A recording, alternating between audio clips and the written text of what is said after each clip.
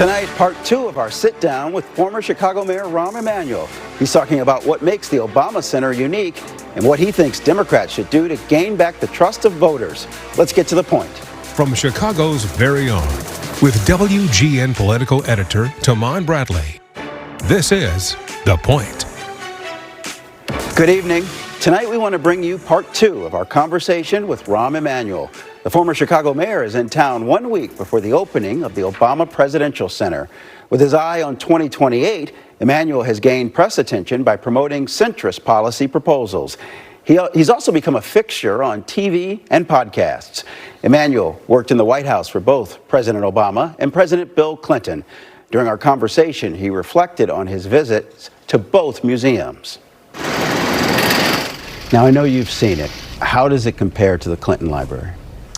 Well, you know, so let me kind of walk back. One is I called the president afterwards. I said, this is not a presidential library, it's a presidential campus. So it's just different. I don't want to get esoteric, but I think when you think about us as a country, we're not a place, we're not a bloodline. We're based on a set of ideas and values and principles.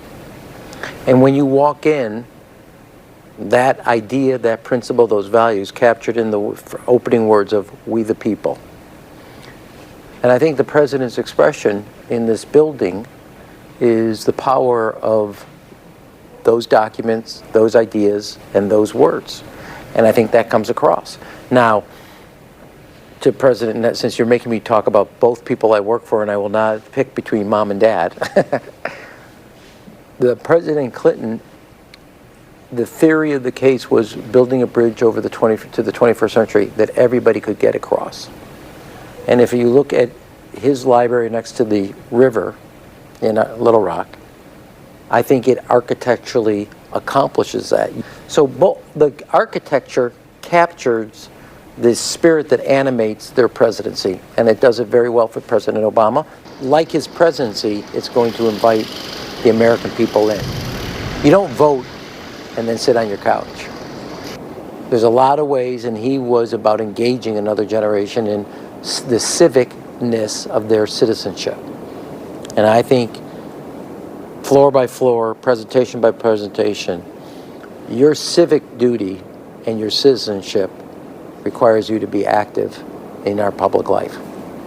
And that's what I think people will come away with. There's a whole floor dedicated to both of his terms. You were really only there about 20 months. Do you only about 20? I saved the auto industry, reformed the financial market, gave you a healthcare reform. Only 20 months? Well, it was a very productive 20 months. Do you wonder at all, do you ever think, boy, if I had stayed, the course of history might be different? No. I have gone on to do what I wanted to do in Chicago. In fact, that was part of our conversation when I finally said yes on ambassador. And nobody's going to look at my background and say, boy, his Wikipedia page is empty. I'm good. I got 20,000 kids that go to college for free. I got 40,000 kids free pre-K. I'm good. Don't worry about me. My life is good. Worry about the people that have not been able to achieve what they want to achieve in their life. That is our focus. Emanuel is touting his lengthy resume on the road in key primary states. He won't say what his plans for 2028 are just yet, but the former mayor and ambassador sure looks like he's plotting his next move. Emanuel spent the last few months criticizing the Democratic Party's recent failures. We lost the plot. We got ourselves wrapped around what I call a cultural cul-de-sac. It was a mistake. And we need to ground ourselves where people live their lives, what are important in their lives, and understand when they can't afford a college, they're taking money out of their savings account, their health care is one pill away and one illness away from Chapter 11, and their kids can't afford a down payment. Don't worry about bathroom access. Worry about classroom excellence. Now, 10 years ago, I passed a bill on bathrooms. Did I make it my focus? No, I made graduation rates, reading scores, math scores, keep making sure that every kid who graduated high school had a letter of acceptance from a college, a community college, a branch of the armed forces, or vocational school. I never allowed the city to take their eye off the ball. We took our eye off the ball. And You can't fix something if you don't recognize it's broken. You're out with a higher education proposal. Talk Correct. a little bit about that. Well, it's part of the whole education thing, as I call it. We have a plan from pre-K to BA. The basic thing is, when we grew up, college education was supposed to be a benefit. It's become a burden on families. Kids, for the rest of their life, get an invoice, $30,000 in debt. That's the average. Used to be, you punch your ticket ahead. Now, it's what's holding you back. So my plan is, allow any university and college to take up to 20% foreign students. They keep 10% saving, 100% of the savings on cutting bureaucracy with the federal government for compliance. If kids graduate high school, like they do in Chicago, with 20 college credits, you get a 3-year BA and you save on a 4th year, you don't have to pay for it. Oxford and Cambridge, the bachelor's is a 3 years, not 4 years. A full 1 year cut off. And you don't have to pay for the credits because you're in high school getting them. 2, college, if a family makes less than $200,000, they go tuition free. If you make more than $200,000, tuition doesn't go up each year more than consumer or inflation, basically. Foreign students, because they would be up to 20%, would be subsidizing American students because they pay full price. Kids get an America break. They don't get any assistance. They get all the breaks, the financial. That's it. And it would return the college education to being a benefit, not a lifetime burden. But it's built on, we have a whole modernization plan for our community colleges that are the backbone of the economy, the 1,200 community colleges, how to reform our high school, and how to get back to where our elementary years are doing the fundamentals right. I went to Mississippi, Hattiesburg, because Mississippi has now moved from 49th to 9th on reading scores. And if you account for students, they're number 1 in America. We know what to do. The political class has lost the guts to get it done. And you followed me long enough. I'm in no short supply on guts.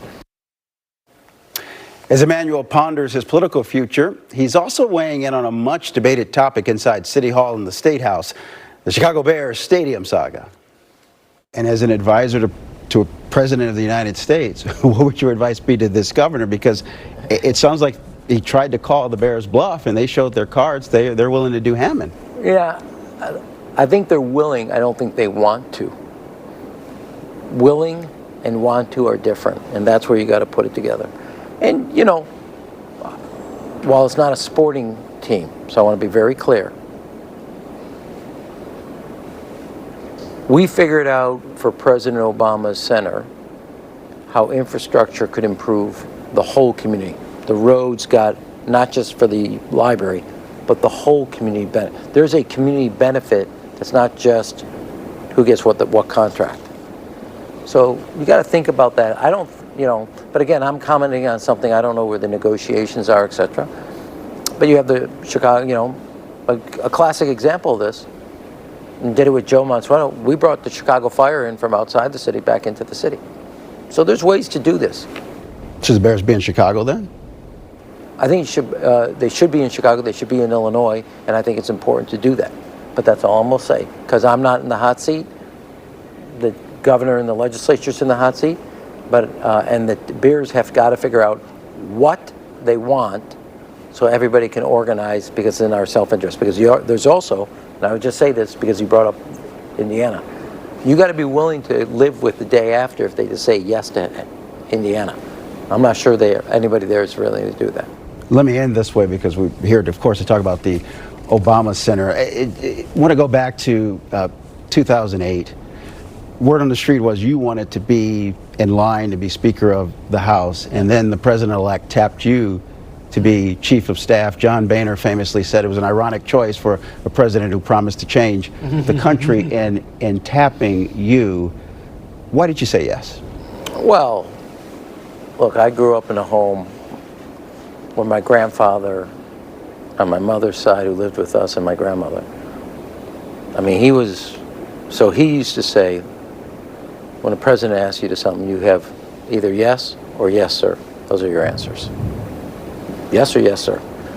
Now, go back. I'm at my little daughter, my youngest, she's 27, she's no longer a baby.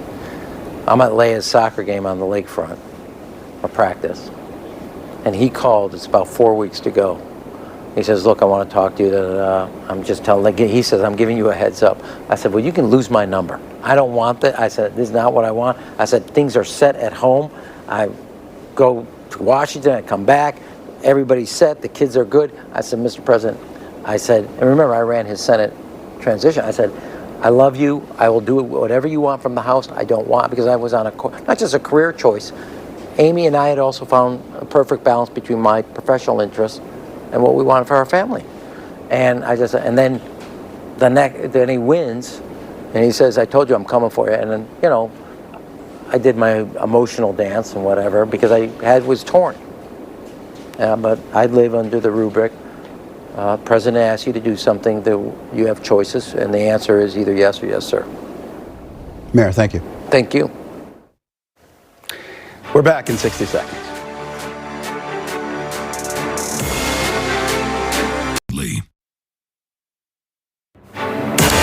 Tonight, we tip our hat to the Political Gabfest podcast from Slate. It's hosted by David Plotz, Emily Bazelon, and John Dickerson. They go hard. They don't dumb it down. They use big words and sound like they're guest lecturing at a university. But it is a fun weekly download for political junkies. And that is the point for this week. I'm Tamon Bradley. More news ahead at 9 o'clock. Good night.